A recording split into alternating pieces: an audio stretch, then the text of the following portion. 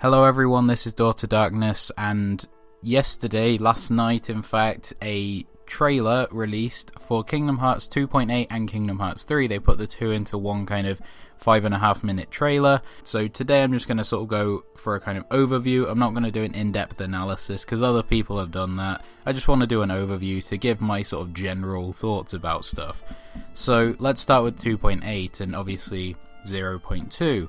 Firstly, I know it's not the most important thing with games, but when they're showing cutscenes of stuff you already kind of know, the first thing that jumps out is the graphics, and Yensid's tower, as it did in the screenshot shown at D23, looks absolutely beautiful, as does the man himself, Yensid. Like, I don't think I've ever described Yensid as beautiful until I saw this trailer. Like, they've really, obviously, he looks completely different in the Kingdom shader and everything, but he looks really good so far. Riku, Kairi, and Mickey all look fine as well. Random things that I noticed, I saw a bit like the detail in Riku's neck. But yeah, they could maybe do with a bit more work, but generally 0.2 looks really polished and nice. So then they just sort of went to Aqua, but they didn't actually show any gameplay, so that's still something we've got to wait for. I'm sure it will come at some point soon. Some point next year we'll find out what the gameplay's like, but for now we don't know. Then back cover and pretty much the same thing as 0.2. It looks really nice. Didn't really find out all that much in terms of the story. It was pretty much an extended version of what we saw in TGS, which was them basically talking about the traitor and all of that kind of stuff, the Kingdom Hearts key sort of general plot. They also showed a study inside the clock tower in Daybreak Town, and that study looks really, really nice.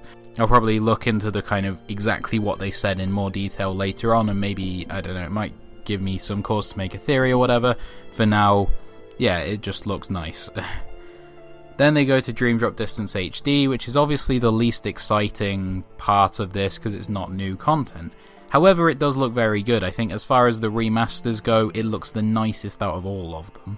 And since it's on the PS4, hopefully it won't have the issues that 2.5 in particular had, and it's looking like it's going to be a pretty great remaster. In terms of the gameplay, the camera aside, they haven't really changed all that much in terms of the combat. It looked pretty much the same. So, I mean, some people have an issue with that, but I'm fine with it. It's Dream Drop Distance, so it makes sense for it to play like Dream Drop Distance. Now, basically, when they release a Kingdom Hearts trailer, they release 7 versions of it. 1 in Japanese, 2 in English, 1 in French, 1 in German, 1 in Spanish, and 1 in Italian. So they are going to do this again. They've only done Japanese and the 2 English ones so far, but the Japanese one says 2016 and the English ones say now in development. As with TGS, the description says 2016, so I'm not going to say that we shouldn't expect it in 2017.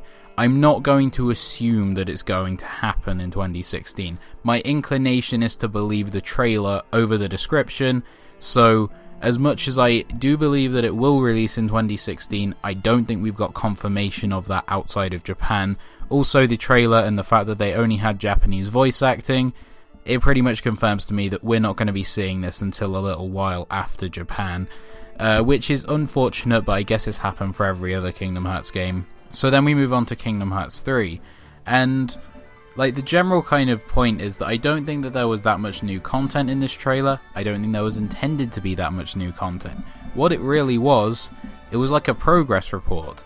The first scene even was pretty much something taken out of the E3 trailer. And then they showed new stuff which looks so much more advanced. It's kind of like a before and after. The sort of E3 type thing still looks fine, but it's not the same as the stuff that's shown later, and it almost kind of improved throughout the trailer. And the stuff shown at Yensid's tower, which by the way looks amazing, the stuff shown there at the end was like absolutely perfect. It looks really, really good there. So yeah, this was kind of focused rather on the flashy stuff that we saw at E3.